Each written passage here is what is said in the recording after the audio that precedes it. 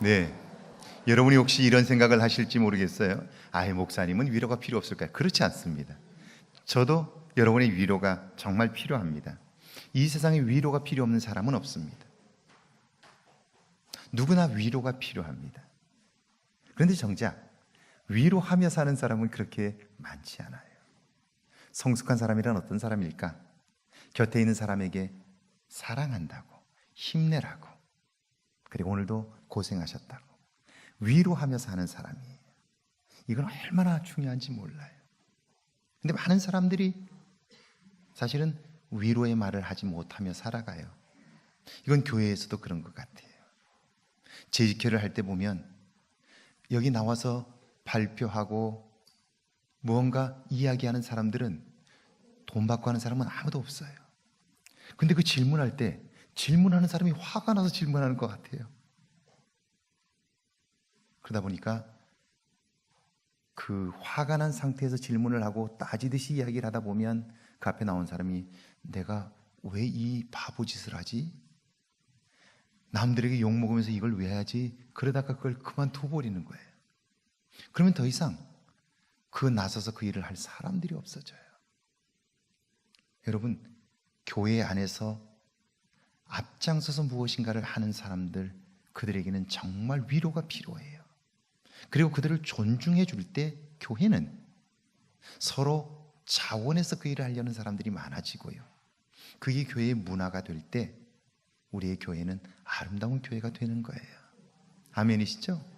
예, 그래서 교회 안의 직분자들 존중하고 배나도 존경하는 일은 얼마나 중요한지 몰라요. 늘 위로하는 일, 격려하는 일이 필요한 거예요. 제가 이제 10월이니까요.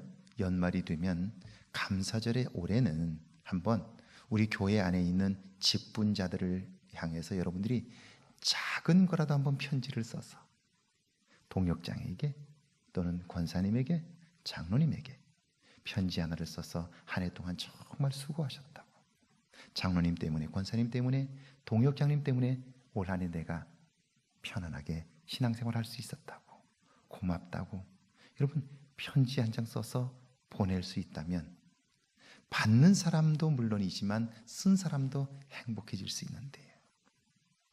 그렇게 돈 드는 일이 아닌데도 우리는 그걸 잘 못해요. 올해는 한번 꼭 해볼 수 있기를 바랍니다. 우리 옆 사람과 한번 인사하십시다. 올해는 꼭 합시다. 이렇게 한번 해보시죠. 네. 네. 올해는 꼭 합시다. 네. 자, 이 이야기를 무겁게 듣는 사람이 있고 가볍게 듣는 사람이 있어요. 가볍게 듣는 사람은요, 삶의 변화가 어려워요. 그런데 이 이야기를 무겁게 들으면 그걸 지키려고 노력하면서 그의 삶이 달라지는 거예요. 저는 요즘 분노에 관한 이야기를 계속해서 서두에 하고 있습니다. 우리가 분노에서 벗어나야 하는 이유가 있습니다. 그 이유는요, 분노는 나 자신을 파괴해요. 자기 스스로 사람들로부터 떠나서 자기 스스로를 고립시켜요. 그래서 분노하는 사람은요, 불행해요. 화를 자주 내는 사람은요, 그 스스로가 불행할 수밖에 없어요. 왜냐하면 남들이 뭐라 그래서가 아니라 자기 스스로가 배기 싫은 인간들이 많다고 생각해서 자기 혼자 은둔해버려요. 숨어버려요. 그리고는 자기 스스로 불행해지는 거예요. 그리고 주변 사람들과의 관계를 파괴해요. 그래서 그 주변에 사람이 없어요. 분노에서 벗어나야 하는 이유이지요. 그런데 정말 우리가 분노하는 이유가 뭘까요? 오늘은 그 이야기를 하고 싶은데요. 왜 내가 화가 날까요? 화가 견딜 수 없이 나는 이유가 뭘까요? 여러분, 그걸 한번 생각해 보면 좋겠는데요. 오늘 교회 안에서 보는 모습과 가정에서 특별히 우리가 강자일 때에 약자들에게 대하는 태도를 보면 우리의 본래의 모습을 볼 수 있는데요. 분노가 한 사람을 어떻게 망가뜨리는지 먼저 한번 보면 좋겠어요. 자, 한번 첫 번째 영상을 보여주시겠어요? 자, 분노가 어떻게 사람을 불행하게 만드는지 첫 번째 영상 한번 보여주시죠. 지금은 아버지 대신 농사를 짓는 큰아들 내외와 살고 있는데요. 어째 밥상 분위기가 심상치 않습니다. 묵묵히 밥만 먹더니 아무 말 없이 방으로 들어가 버리는 큰아들. 혼자 있는 게 습관인 듯 익숙해 보입니다. 나가서 TV 안 보세요? 몰래서 창을 던지죠. 나는 여기가 편해서요. 수백 개의 창을 뽑아 보통 거실은 잘 안 나가세요? 그치. 네. 모든 피를 흘려 많아서 안 나가죠. 그리는 죽습니다. 그날 밤 답답한 미숙 씨가 아들에게 먼저 말을 걸어봅니다. 맥주 한 잔만 먹자.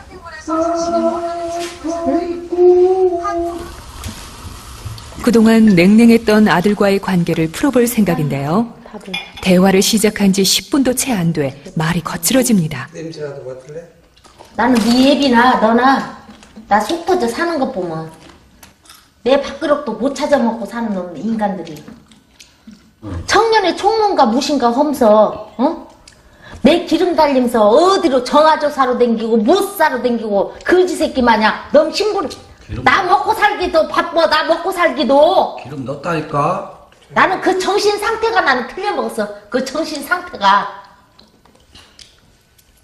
또 화나려고 했어 감자를 왜 야무지게 입속을 차리지 않고 퍼주기 좋아하는 아들이 못마땅한 미숙 씨. 이거 갖고 돈 뭐? 감자 씹는데 돈 안 들어가냐? 아니, 서로 나눠 먹어야 돼.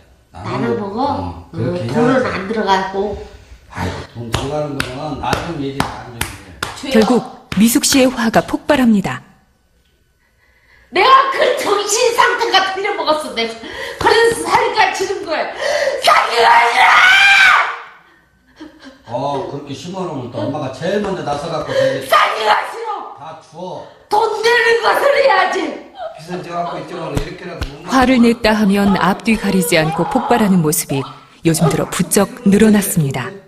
그전에는 그렇게까지는 안 했어. 옛날에는 그냥 성질만 내고 그냥 부활하면 나가버리고 그랬는데 자기 뜻대로 안 되면 그냥 발자국 같아 막 어린애 떼쓰듯 깬다니까. 여러분, 이분이 아까 소리치면서 했던 말들 기억하세요? 주여! 그런 소리 들으셨어요? 교회 다니시는 분이에요. 예배 드릴 땐 저 얼굴이 아닐 거예요. 그런데 집안에서 내 뜻대로 되지 않으면 저렇게 되어버려요. 그리고 그 감정이 전에는 안 그랬다고 그러잖아요. 분노가 시작되면서 점점 커진 거예요.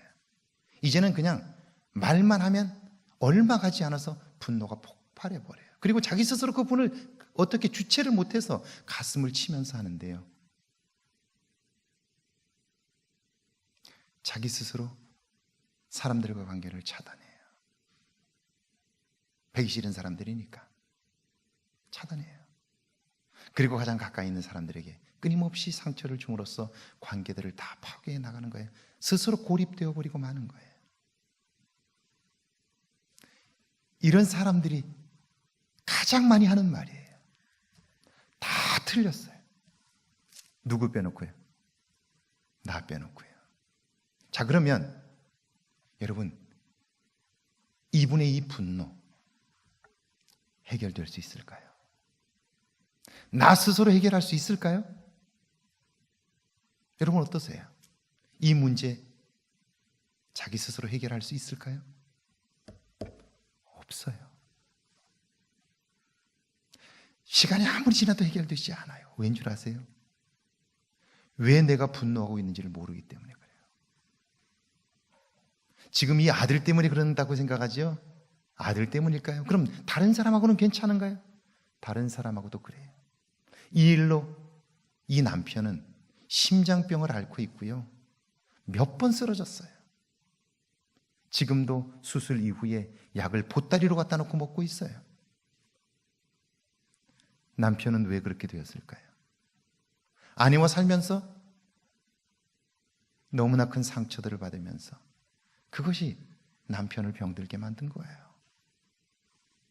정신적으로뿐만이 아니라 육체적으로도. 자, 그러면 분노하게 하는 근본적인 이유가 뭘까요? 이걸 분노하는 사람들은 몰라요. 아니, 우리들도 몰라요. 너 때문이다, 이것 때문이다 이렇게 말하는데 사실은 그 사람은요, 무엇 때문에 우리가 화를 내고 있는지를 몰라요. 분노하는 이유, 이거예요. 한번 보세요. 한번 보시죠. 보여주시죠. 두 번째 거. 아버지의 부재가 미숙 씨에겐 어떤 상처로 남아있을까요? 자기 자신을 그 초등학교 1학년 때 그기처럼 한번 느껴보세요.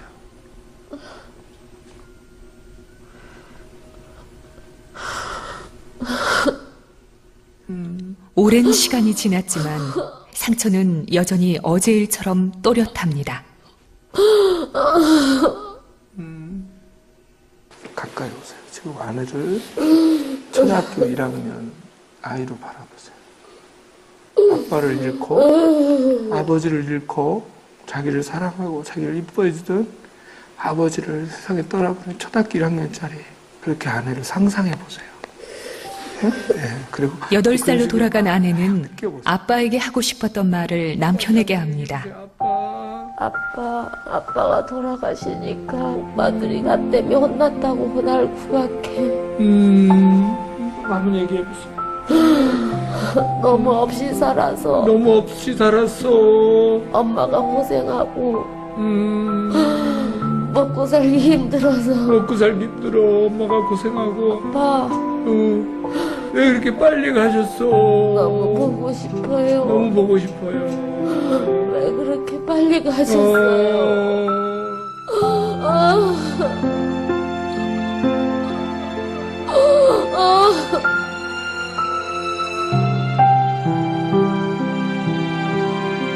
든든한 내 편이었던 아버지가 돌아가시고 난 후 내내 외롭고 불안했던 미숙 씨.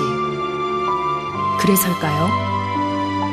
가족에 대한 불신과 누구도 나를 돌봐주지 않을 거라는 고립감이 미숙 씨의 마음에 굳은 살처럼 박혀 있었습니다. 그 상처는 저 밑에 있고 그 상처를 건드는, 다시 말하면 외로움이 느껴진다. 다시 어떤 그런 고립감이나 또 그리움이 느껴지면 도리어 화를 내는 거예요. 그러니까 사실 화는 앞에 나와 있고 그 뒤에는 상처받은 8살 어린아이가 그 아빠를 그리워하고 아빠를 잃어버린 것에 대해서 그리고 오빠들이 자기를 이렇게 돌봐주지 않고 오히려 자기를 구박하는 것에 대한 불만, 억울함, 뭐 이런 것들이 밑에는 숨겨져 있는 거죠, 상처로. 아빠가 뒤에서 날 도와주고 내 방패막이 됐으면 내가 하고 싶은 거 다 하고 마음대로 하고 남자한테 기대고 그렇게 살고 싶었는데. 그리고 상처 그 너머에는 자신이 원했던 삶에 대한 욕구, 바람이 있었습니다. 나는 아빠가 나한테 좀 이렇게 말해줬으면 했어. 나한테 이렇게 좀 말해줬으면 했어. 사랑하고 사랑하고 너를 위해서 아빠가 너를 위해서 너의 버팀목이 돼줄 수 너의 버팀목이 돼줄게. 이거예요 지금 아내가 변하는 거 필요한. 응? 한번 해보세요. 여보, 내가 당신이 얼마나 외로웠을까, 얼마나 아버지 버틸목이 필요했을까 이해해요. 응? 한번 남편 보면서 얘기해보세요. 당신 말을 그렇게 해주니까. 당신이 말을 그렇게 해주니까 지금 내 마음이 어떠냐면. 한번 표현해보세요. 편안하고 고개를 끄덕끄덕해서 눈물 나오려고 그래. 눈물 나오려고 그래. 감동이 돼서.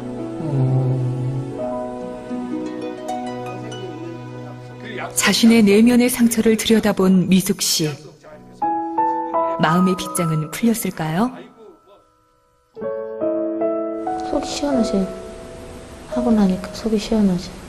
진짜 내 편이 돼주는 것 같아서 기분 좋아. 우리가 어렸을 때 이제 부모님으로부터 누구나 내가 이 세상에서 가장 소중한 사람이다, 그런 지지를 충분히 받지 못했을 때 우리의 내면은 마치 구멍이 뚫린 컵처럼 아무리 채워도 채워지지 않는 구멍 뚫린 컵과 같은 상태가 된다는 거예요. 그런 원인이 된 그걸 그대로 아는 채로 내 내면이 치유가 되지 않았다면, 성인이 되었음에도 불구하고 내면은 그런 상태를 유지하고 있는 거죠. 이걸 가리켜서 심리학적으로 내면 아이다.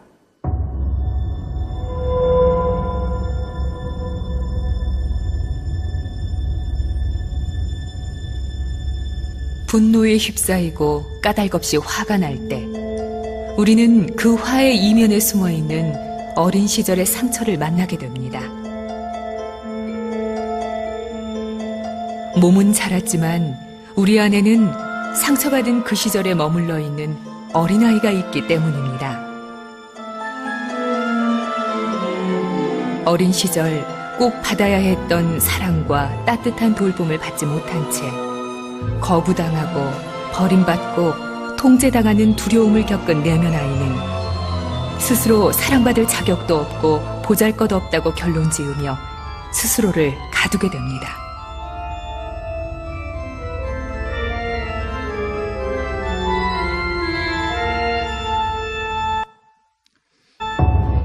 살아가면서 우리가 분노하게 되는 근본적인 이유는 우리가 우리의 내면에 지지받지 못하고 사랑받지 못하고 인정받지 못한다고 여겼던 어린 시절의 그 상처들이 그대로 남아 있어요. 그러니까 이 상처가 나로 하여금 끊임없이 누구도 신뢰할 수 없도록 만들어가고요. 나 자신을 불안하게 만들고요. 조급하게 만들고요. 그래서 정상적이고 평범한 사람들보다 스트레스를 배나 더 받게 만들어요. 결국 분노로 계속해서 표출되는 거죠. 제가 사실은 영성훈련을 여러분들에게 소개하고 여러분들의 생애에 꼭 영성훈련 한번 가봤으면 좋겠다라고 계속해서 이야기하는 이유는 뭐냐면요. 우리가 신앙생활을 한다고 하지만 머리로는 충분히 알지만 가슴으로 느껴본 적이 없는 거예요. 하나님의 살아계심을 가슴으로 느껴본 적이 없는 거예요. 여러분, 사랑을 말로 설명할 수 있는 건가요? 내가 당신을 사랑해라고 하는 말을 여러분은 머리로 이해한다면 어떤 변화가 일어나나요? 피식 웃고 말 거예요. 그런데 가슴으로 한번 느끼고 나면 어때요? 삶이 달라지는 거예요. 관계에 엄청난 변화가 일어나는 거예요.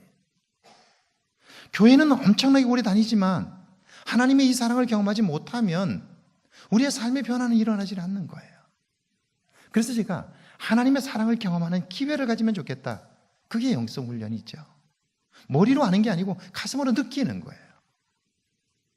그걸 느끼고 나면 삶은 달라지게 되어 있는 거죠. 그리고 내면의 상처들이 들추어지고 그리고 치유되는 것을 경험할 수 있게 되는 거죠. 자, 보세요. 이런 내면의 상처난 것들로 인하여 성장하지 못한 내면 아이, 미숙한 내면 아이가 그대로 있는 채로 몸은 성장해서 결혼을 해요. 그런데 남편이 그걸 알아줄 수가 없어요. 아내가 그걸 알아줄 수가 없어요. 그리고는 그의 행동만을 끊임없이 고치려고 지적하기 시작해요. 그 사람도 그렇게 하고 싶어요. 그런데 안 되는 거예요. 그러니까 그다음부터는 나만 그래? 너도 그렇잖아. 공격하기 시작하는 거예요. 이 공격은 점점 분노를 이렇게 증가시키고요. 이게 중독이 되면 나와 다른 것을 보기만 해도 짜증이 나고 화가 나기 시작하는 거예요. 못 참는 거예요. 관계는 점점 악화되고요. 회복될 수 없게 되는 거죠. 이건 시간이 지난다고 절대로 되질 않아요. 그래서 살아가는 동안 누군가가 그를 인정해주고 지지해주기만 하면요, 그의 삶은 놀랍게 달라져요. 하나님의 은혜를 받는 일은 그래서 너무 중요한 거예요. 영적 삶을 추구해야 하는 이유가 뭘까요? 그것은 우리의 존재가 새로워지기 때문이지요. 이번 주간에 제가 목사님 한 분을 상담했어요. 그분은 목회를 하시다가 그 교회에서 10년을 넘게 목회를 했어요. 그런데 갈등 관계 때문에 결국 그 교회를 떠나고 말았어요. 엊그제 그분을 만나서 상담을 하는데 그분이 이렇게 얘기를 해요. 내가 교회 안에서 교인들로부터 너무나 많은 상처를 받았기 때문에, 내가 피해를 입었기 때문에, 그래서 견딜 수가 없어서 내가 함부로 해도 된다고 생각했다는 거예요. 교인들에게 내가 함부로 해도 된다고 생각했다는 거예요. 왜? 내가 교인들에게 너무나 많은 상처를 받았기 때문에.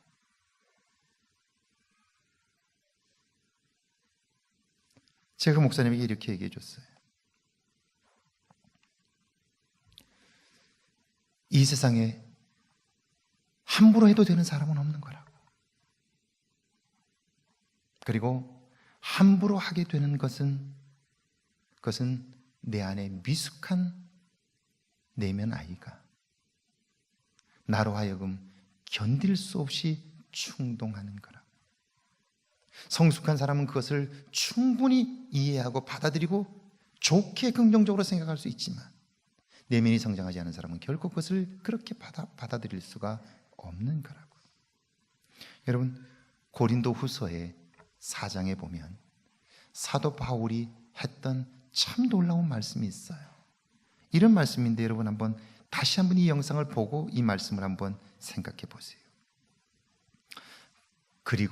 그러므로 우리가 낙심하지 말 것은 우리의 겉사람은 낡아지나 속사람은 날마다 새로워지느니라. 이때 이 속사람이라고 하는 것, 이게 무엇을 말할까 한번 묵상해 보세요. 영어로는 inner man이에요. 내 속에 있는 나예요. 이게 날마다 새로워지는 거예요.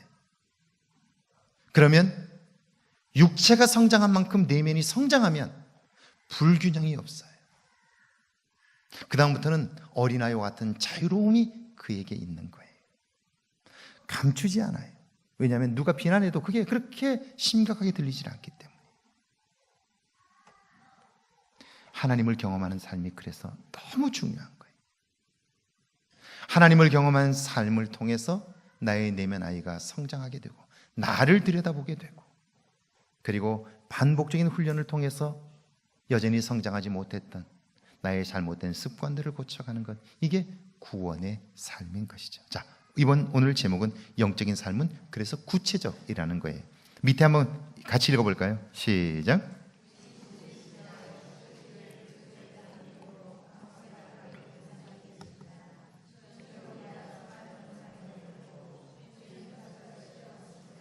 목사님은 추위를 견딜 수 있도록 도와달라고 기도했고, 성경에 나오는 불과 관련된 말씀들을 찾았습니다.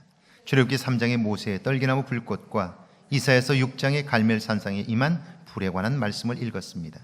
신약에서 누가복음 12장에 나오는 내가 불을 던지러 왔노라는 말씀을 읽었고, 사도행전 2장에 나오는 성령의 불이 강림하는 부분에 도착했습니다. 4절쯤 읽을 때 목사님은 몸에 어떤 변화를 느끼기 시작했고, 자신도 모르는 사이에 추위가 사라졌습니다. 몸은 훈훈하고 바닥도 따뜻해졌습니다.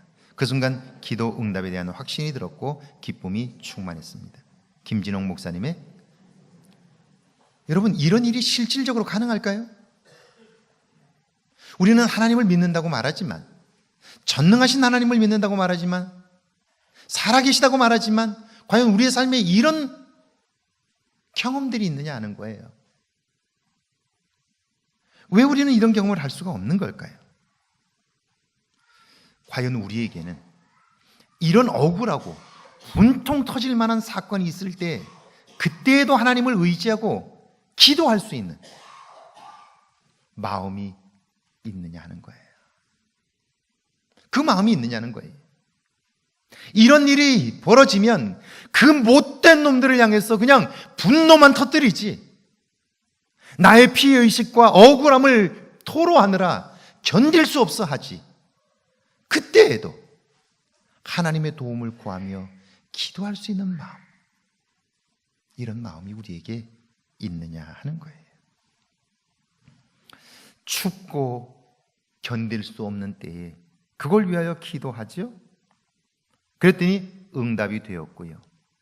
하나님이 응답하셨다는 확신을 가지게 되자 결국 기쁨이 충만했다. 여러분, 이 말이 무슨 말일까요? 기쁨이 충만했다. 실질적으로 몸이 따뜻함을 느끼게 되었고 바닥이 따뜻해지는 걸 느꼈고 그리고 기도에 응답하셨다는 확신을 가지게 되자 기쁨이 내 안에 있었다는 거예요. 여러분, 이 말이 무슨 말일까요? 내 안에 기쁨이 있었다. 이 말은 내 안에 있는 억울함과 분노를 모두 다 이겼다는 거예요. 이겼다는 거예요. 내가 이긴 것이 아니라 나와 함께 하시는 하나님이 나로 이기게 하셨다는 거예요. 여러분, 가만히 한번 생각해 보세요. 요셉이 억울하게 노예로 팔려가서 그 충성을 다해서 주인을 섬겼는데 돌아온 것은 배신이었어요. 누명이었어요. 감옥에 갇혀서 만약 그를 향해서 분노를 터뜨렸다면 그 감옥 안에서 행하실 하나님의 일은 그는 이룰 수 없었을 거예요.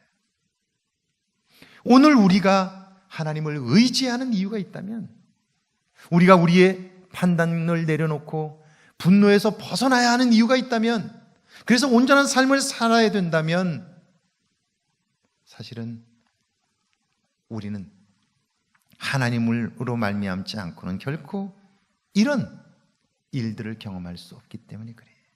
이건 시간이 지난다고 해결되는 문제가 절대 아니에요. 하나님을 경험하지 못하면 우리의 언어가 바뀌지 않고요, 우리의 생각이 달라지질 않아요. 그래서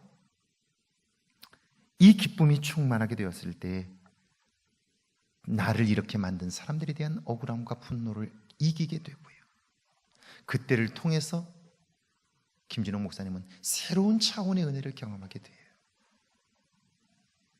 여러분, 이걸 꼭 기억했으면 좋겠어요. 자, 1번입니다. 자, 그래서 우리가 성경을 읽는 건데요, 성경을 읽을 때 여러분, 성경을 읽지 않는다면 우리는 성도로서의 기본을 할지를 못하는 거예요. 하나님의 은혜를 경험할 수가 없어요. 기도하는 것, 매일매일 경건하게 기도하는 것과 매일매일 성경을 읽는 것은 성도로서 기본적으로 하지 않으면 안 되는 건데, 오늘날 성도들이 성경을 읽는 일에서 벗어나 있어요. 떠나 있어요. 그러니까 영적인 삶을 경험할 수 없게 되는 것이죠. 주의 이름으로 권면합니다. 내일부터라도 하루에 한 장씩이라도 성경 읽는 일에 도전하십시오. 매일매일요. 그리고 하루에 5분씩이라도 여러분 시간을 정하고 기도하십시오. 이것 없이 영적인 삶은 불가능해요. 그가 목사라 해도 마찬가지예요. 그런데 오늘날 그리스도인들이 경건훈련의 가장 기본이 되는 일들을 행하지를 않아요. 자, 여기 한번 보십시다. 밑에 한번 읽어볼까요? 성경을 읽을 때 마음가짐 준비가 필요합니다. 같이 읽어볼까요? 시작.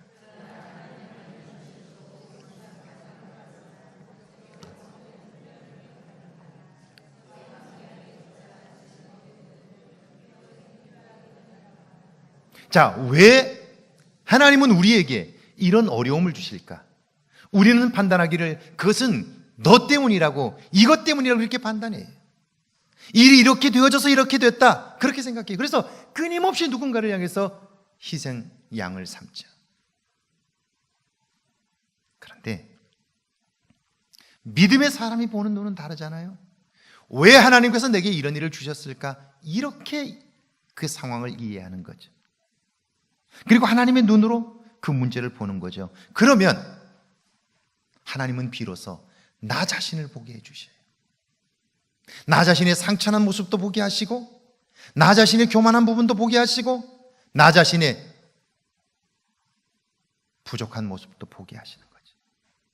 그리고 채우실 하나님에 대한 기대감을 갖게 하시고요, 상처난 마음을 만지시는 하나님을 경험하게 하시고요, 그래서 우리로 하여금 새로운 하나님과 동행하는 삶의 기대감을 가지게 하는 것이죠.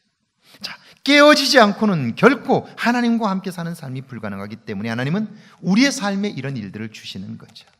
자, 그렇다면 이걸 알기 위해서 우리는 성경을 읽게 되는데요, 성경을 읽을 때 우리가 준비해야 할 것이 있어요. 첫 번째 같이 읽어볼까요? 시작. 성경을 읽을 때마다 우리는 이 성경 구절이 하나님을 어떻게 설명하고 있느냐, 여기에 관심을 가져야 돼요. 이 성경 구절은 하나님을 누구라고 말하고 있는지 여기에 관심을 가지는 거예요. 이게 첫 번째예요. 두 번째는요, 성경을 읽으면서 우리는 이 말씀을 통해서 내가 버려야 할 죄는 무엇인가? 이걸 기억하는 거예요. 세 번째는요. 자, 내가 부족하고 여전히 내가 죄의 습관을 쫓아 살고 있고 내가 지금까지 형편없는 삶을 살아왔다 할지라도 그럼에도 불구하고 이런 나를 위하여 주신 하나님의 약속이 하나님의 말씀이에요. 그래서 우리는 오래된 약속을 구약이라고 부르고 새로운 약속을 신약이라고 부르잖아요. 약속이에요. 그럼에도 불구하고 하나님은 나에게 주신 약속들이 있어요. 자, 과거에 묶여 살아감으로 죄에서 벗어나지 못하는 우리들을 향해서 하나님이 주신 약속들이 너무너무 많죠. 창세기부터 시작해가지고. 그런즉 누구든지 그리스도 안에 있으면 새로운 피조물이라. 이전 것은 지나갔으니 보라 새 것이 되었다. 할렐루야. 이전의 것은 내가 생각지도 않겠다. 약속이죠, 약속. 하나님이 나에게 이 약속을 주셨구나. 그 약속을 붙잡는 거죠. 네 번째는요. 그 말씀 속에서 내가 순종해야 할 것. 이제 내가 붙잡고 순종해야 할 일은 뭔가? 매일매일 성경을 읽는 일, 하루에 5분이라도 하나님을 바라보며 기도하는 일, 나의 영혼을 위하여 기도하는 일, 내 영혼을 위하여 우는 일, 내 가족을 위하여 우는 일, 내 직분을 위하여 애쓰는 일, 이런 것들을 위해서 기도하는 거죠. 이게 순종할 명령이죠. 성경을 읽을 때마다 하나님은 누구신가? 어떤 분인가? 내가 버려야 할 죄는 무엇인가? 그리고 내가 붙잡아야 할 약속은 뭔가? 내가 따르고 순종해야 할 명령은 뭔가? 그리고 내가 따라야 할 교훈과 진리는 무엇인가? 이 질문을 가지고 성경을 읽어가기 시작하는 거예요. 그러면 성경을 통해서 나를 볼 수 있어요. 무엇이 문제인가를 알 수 있게 돼요. 그리고 아는 만큼 기도가 깊어질 수 있게 되는 거예요. 할렐루야. 할렐루야. 자, 영적인 삶은 구체적인 삶과 현실의 문제로부터 시작되는 거예요. 밑에 한번 같이 읽어볼까요? 시작.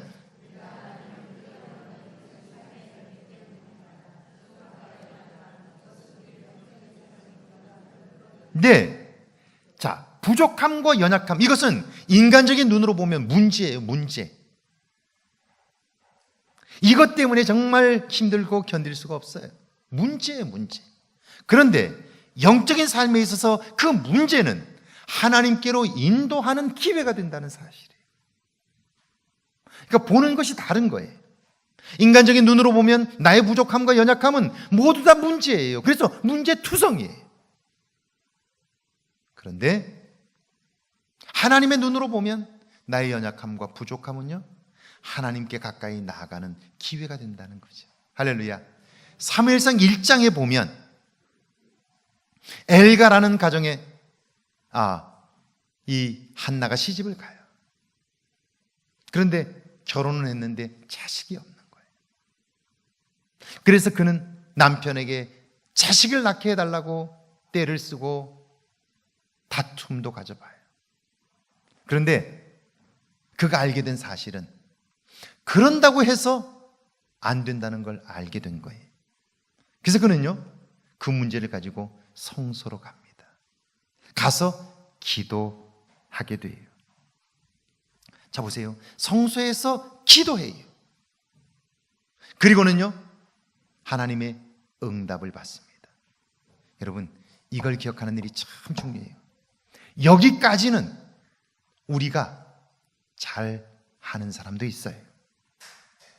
그런데 우리의 기도가 어디로 향하고 있느냐가 정말 중요한 거예요.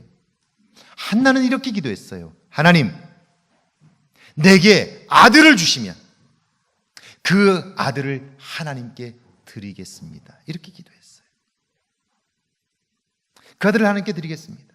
그리고 아들을 낳았어요.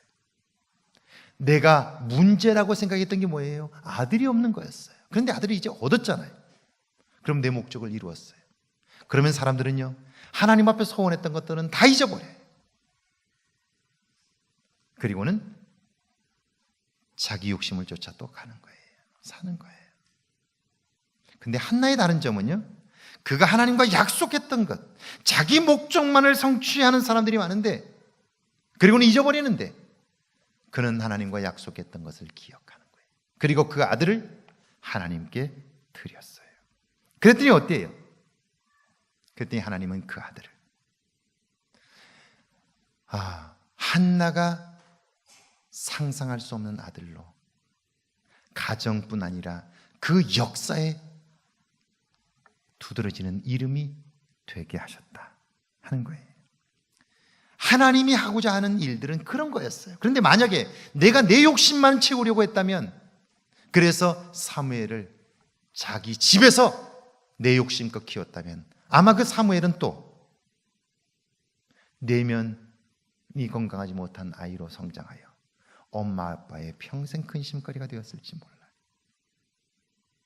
하나님께 드린다, 그 약속을 지키는 한나의 모습이죠. 그래서 보세요, 누가복음에 보면 우리가 잘 아는 10명의 나병 환자를 고치신 예수님의 이야기가 나와요. 예수님이 지나가신다는 소식을 듣고 그들이 소리쳐 외칩니다. 주 예수여, 우리를 불쌍히 여기소서. 예수님께서 그들의 소리를 들으시고 제사장에 가서 너희 몸을 보이라. 그들이 가다가 몸이 깨끗해진 것을 깨닫게 되었어요. 가다가 몸이 깨끗해졌더라. 이때 깨끗해졌다는 말이 무슨 말이냐면 구원을 받았다는 말이에요. 질병에 묶여 있었던 그들이 질병으로부터 자유롭게 된 거예요. 이게 구원이죠. 그들은 구원을 경험했어요. 그런데요, 그 10명 중에 한 사람이 돌아와서 이방인이에요. 감사했다라고 말해요. 감사하자 예수님께서 그에게 묻습니다. 9은 어디 있느냐? 그 사람이 어떻게 알겠어요? 모르죠. 그런데 그렇게 묻는 거예요. 그리고 나서 그 다음에 예수님께서 하신 말씀이 이렇게 말씀하세요. 가라, 내 믿음이 너를 구원하였느니라, 그렇게 말해요. 이미 그 사람은 질병으로부터 나음을 입어 구원을 경험한 사람이에요. 문제로부터 벗어난 사람이에요.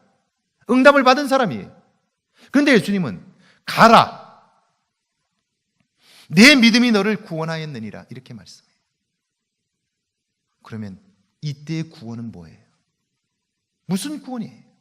이미 구원을 받았는데, 문제는 해결됐는데 또다시 예수님께서 말씀하신 이 구원은 뭐예요?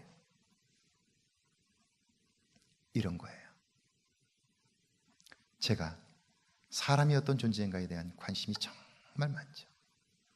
그래서 목회를 하는 동안 그런 일들에 주목해서 제가 관찰을 했잖아요. 지금까지 목회를 하는 동안 암에 걸려서 병원에서 수술을 하지 못한다 라고 했던 사람들을 정말 많이 만났어요. 이제 더 이상 다른 방법이 없어요. 그러니까 교회에 나와서 울고불고 사람들에게 부탁하고 교인들이 함께 모여서 기도하고 정말 간절히 기도했어요. 그런데요, 수술도 할 수 없고 더 이상 손댈 수 없다고 3개월밖에 살지 못한다고 했던 사람들이 나음을 입는 거예요. 나아지는 거예요. 그러면 구원을 경험한 거죠. 질병에 묶여있던 사람이 나음을 입었으니까 구원을 경험한 거죠. 그러면 삶이 달라져야 하지 않겠어요? 그런데 낫고 나서 몇 달이 지나니까 예전의 모습으로 그대로 돌아가요. 예전의 모습으로 그대로 돌아가요. 똑같아요. 한 점도 달라지지 않아요. 한 점도 달라지지 않아요. 존재가 달라지질 않아요. 자, 보세요. 나병에 걸렸던 사람이 고쳐졌을 때 그때는 굉장히 기뻤을 거예요. 집에 돌아가서 예수님께서 나를 고쳐주셨다고 아마 기뻐 뛰었을 거예요. 그런데 그 기쁨이 얼마나 갔을까요? 한 달이 지나면 어느 순간 무슨 생각이 들기 시작해요. 아니, 근데 자식이 병들었다고 내다버리는 부모가 어디 있어? 이런 생각이 든 거예요. 형제가 가서 그 고생을 하고 있는데 밥도 제대로 안 갖다 주는 그런 형제가 어디 있어? 섭섭한 마음이 들기 시작하는 거예요. 그러면서 뭐라 그래요? 아니, 부모가 되어가지고 자식을 갖다 내버리는 게 어딨냐고, 병들었다고. 나 이런 부모하고 못 살겠다고. 여러분, 그 마음이 들기 시작하는 거예요. 형제들과 다투기 시작해요. 결국 어때요? 그 부모와 형제들과 함께 살지 못하고 또 뛰쳐나오는 거예요. 여러분, 그의 인생은 또 불행해지는 거죠. 예수님께서 가라! 내 믿음이 너를 구원하였느니라. 이때 구원이 뭐예요? 이때의 구원은요, 편견과 자기 아집, 자기 주장에 사로잡혀 있는 그 영혼이 깨어지고 예수 그리스도의 눈으로, 예수 그리스도의 마음으로 살아가는 새로운 삶이죠. 새로운 삶이에요. 이게 없이는 감사하고 기쁜 마음의 삶을 살 수가 없게 되는 거죠. 이 구원은 바로 그런 것이죠. 이게 영적인 삶인 것이죠. 구원의 삶인 것이죠. 여러분, 이것만으로 될까요? 아니에요. 여전히 과거의 습관이 내 몸에 배어 있어요. 입만 열면 부정적인 말하는 것들, 입만 열면 상스러운 말들을 하는 것들, 끊임없이 욕심에 끌려서 하는 생각들, 이것들이 우리를 사로잡고 있는 거예요. 우리의 삶에는 또다시 구원이 필요한 것이죠. 그래서 우리에게는 경건한 삶이 필요한 것이고 영적인 삶이 필요한 것이죠. 자, 2절 한번 읽어볼까요? 한번 같이 읽습니다. 1번입니다. 시작. 너희는 맞은편 마을로 가라. 그리로 들어가면 곧 아직 아무도 타보지 않은 나귀 새끼가 메어 있는 것을 보리니 끌고 오라. 여러분, 예수님께서 끌고 오라 이렇게 말씀하셨어요. 돈 지불했어요? 안 지불했어요? 안 했어요. 예수님은 그렇게 말씀하시는데 우리 생각 속에 무슨 생각이 들어요? 이 말씀대로 하면 위험해요. 왜요? 남의 물건을 돈도 지급하지 않고 훔쳐오는 것이 되잖아요. 예수님이 어떻게 남의 물건을 그냥 가져오라고 하나? 이게 말이 돼? 이런 생각이 들어오잖아요. 이런 생각이 들어오잖아요. 자, 하나님을 따른다고 할 때, 그 일에 순종해 보려고 할 때 우리에게 들어오는 생각들이 얼마나 많습니까? 인간적인 생각들이. 그 생각은 가장 합리적인 생각일 거예요. 가장 이성적인 생각일 거예요. 그러니까 믿음으로 행하려고 할 때 거기에는 무모함이 있는 거예요. 위험한 일들이 있을 수 있는 거예요. 말씀에 순종하려고 할 때. 여기 그래서 3절에 보니까 이렇게 돼 있어요. 3절 한번 같이 읽어볼까요? 시작. 만일 누가 무슨 말을 하거든 주가 쓰시겠다 하라. 그러면 즉시 보내리라. 자, 내 생각을 따를 거냐 아니면 주님의 말씀을 따를 거냐, 이걸 선택해야 되는 거예요. 선택해야 되는 거예요. 그런데 여러분, 어느 쪽으로 기울까요? 내 생각과 주님의 생각, 어느 쪽으로 기울어질까요? 100이면 100다 내 생각으로 기울어져요. 그럼 어떤 사람이 주님의 생각으로 기울어질까요? 어떤 사람이? 믿음이 있는 사람이. 어떤 믿음이요? 그분을 경험한 믿음, 구원을 경험한 믿음, 그 믿음이 있는 사람만 주님의 편으로 기울어지는 거예요. 주님의 편으로. 왜냐하면 안 될 방법들이 너무 많거든요. 내가 생각할 때 이렇게 하면 큰일 날 일들이 너무 많거든요. 그러니까 주님 편으로 가기가 어려운 거예요. 갈 수가 없어요. 자, 그런데 보세요. 3절, 4절을 한번, 4절, 거기 3번이죠? 같이 읽어볼까요? 시작. 이는 선지자를 통하여 하신 말씀을 이루려 하십니다. 주님의 말씀을 선택해야 하는 이유는 성경의 예언 때문에. 그러니까 말씀을 모르면 우리는 이 중요한, 인생의 중요한 순간에 우리는 인간적인 쪽으로 기울어질 수밖에 없어요. 오늘 우리가 신앙생활을 하지만 끊임없이 실패하는 이유가 뭘까요? 그가 목사라고 해도 실패하는 이유가 뭘까요? 그것은 우리 속에 삶의 기준이 되는, 판단의 기준이 되는 말씀이 속에 없는 거야. 전에 한번 두란노에서 설문을 했어요. 설문. 한국교회 목사님들이 성경을 얼마나 읽는지 설문을 했어요. 기도 생활은 얼마나 하는지 설문을 했어요. 충격적이었어요. 충격적이었어요. 성경을 전혀 읽지 않는 분들이 설교하는 것 말고, 정기적으로 읽는 성경, 설교를 위해서 읽는 것 말고 주기적으로 성경을 읽는, 성경을 얼마나 읽는지 했는데요, 절반 이상의 성경을 매일 안 읽어요. 읽지를 않아요. 50% 이상이 5분 설교도 하지 않아요. 5분도 기도하지 않아요. 기도하지 않아요. 그러니까 하나님을 섬긴다고 말하지만 다 자기 생각대로 살아가는 거예요. 가장 인간적인 모습으로 살아가는 거죠. 자, 6절과 7절이죠. 그럼에도 불구하고 보세요. 6절과 7절 읽습니다. 제 아들이 가서 예수께서 명하신 대로 하여 나귀와 나귀 새끼를 끌고 와서 자기들의 겉옷을 그 위에 얹으며 예수께서 그 위에 타시니, 자, 끌고 왔어요. 분명히 문제가 생길 거라고 생각했어요. 생각이 그렇게 들어왔어요. 그런데 끌고 왔는데 주께서 쓰시겠다 하자 아무 문제가 생기지 않았어요. 내 생각에는 이렇게 하면 문제가 생길 거라고 생각했는데 전혀 문제가 생기지 않은 거예요. 이걸 통해서 예수님과의 관계에 신뢰가 싹트기 시작하는 거죠. 내 생각엔 분명히 안 된다고 생각했는데 예수님의 말씀대로 순종했더니 되는 걸 경험하는 거예요. 영적인 삶이죠. 되는 걸 경험하면서 그는 예수님과 신뢰관계를 가져오게 되죠. 영적인 사건을 경험하게 돼요. 그런데 11절 한번 같이 읽어볼까요? 시작. 사람들이 수군거립니다. 저가 누구냐? 그러자 갈릴리 나사렛에서 온 선지자 예수라고 그래요. 이 말은 예수님을 조롱하는 이야기입니다. 비난하는 이야기입니다. 나는 예수님을 따르려고 하는데, 그런데 그 주변에 수많이 모인 사람들이 예수님을 조롱하고 있으니까요. 예수님을 따르는 제자들은 얼마나 조롱거리가 됐겠어요. 오늘 이 시대 믿음으로 사는 사람들은 바보 같은 사람들이에요. 그런데 여러분 아시죠? 오늘 이 시대에 하나님이 쓰신 사람들은요, 그렇게 바보같이 사는 사람들이에요. 저는 문재인 대통령을 보면서 그런 생각이 들어요. 저 바보 같은 사람을 하나님이 쓰실 수밖에 없겠구나 하는 생각이에요. 왜요? 그분은 사법연수원을 1등으로 졸업하실 분이에요.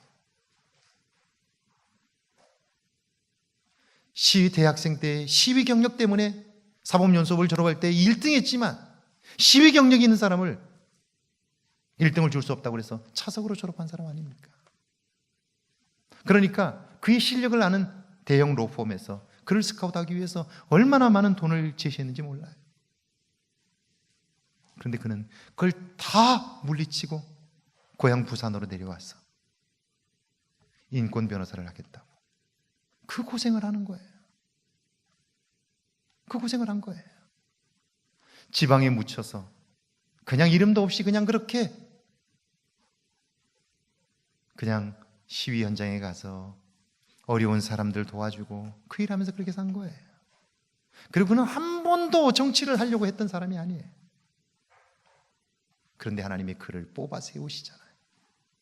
그리고 오늘 이 중요한 시기에 그를 쓰시잖아요. 뉴욕타임즈에 기사가 하나 난 걸 제가 봤어요. 어제 그저께 아마 기사인 걸로 제가 아는데 어제 제가 기사 하나를 읽었어요. 거긴 기획 기사인데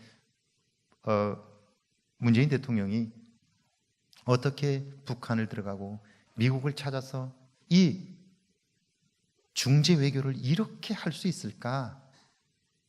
그리고 그가 북한에 가서는 북한 지도자를, 미국에 가서는 미국 지도자를 그렇게 자기는 감추고 겸손하게 높일 수 있을까? 그 기사를 달았어요. 근데 그 뉴욕타임즈 그 기사를 쓴 기자는 이렇게 썼어요. 그가 열정적으로 그 일을 할 수 있는 것, 그가 겸손하게 자기를 낮추고 미국과 북한의 지도자들을 높이며 이 한반도의 평화를 위하여 그렇게 노력할 수 있었던 이유는 그가 이북에서 월남한 전쟁을 경험한 세대이며, 그리고 전쟁이 얼마나 무서운가를 몸으로 겪었고 특수부대에서 활동하면서 전쟁이 얼마나 무서운가를 알았고, 그리고 분단된 나라가 얼마나 에너지를 헛된 것에 낭비하는지를 몸으로 겪은 사람이기 때문에, 평화가 절박하다는 사실을 그가 몸으로 경험했기 때문에 그는 이 일에 목숨을 걸고 있다. 그렇게 썼어요.